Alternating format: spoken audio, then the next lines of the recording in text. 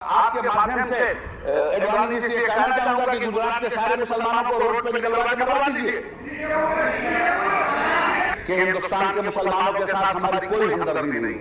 आप लोग आखिर ये संकेत क्यों देना चाहते हैं कि मुसलमानों का खून खून नहीं है, पानी है? आप लोग ये संकेत क्यों देना चाहते हैं कि हिंदुस्तान के मुसलमानों को गुलामी की जंजीरों में बांध कर हम रखेंगे और हिंदुस्तान के मुसलमानों को हमारे तर्ज तकरीर पर और हमारे तर्ज तहरीक पर चलना होगा? नहीं, मैं बिल्कुल सही बोल रहा हूँ, समझ के बोल रहा हूँ, मैं समझ के बोल रहा हूँ, मैं बिल्कुल समझ के बोल रहा हूँ।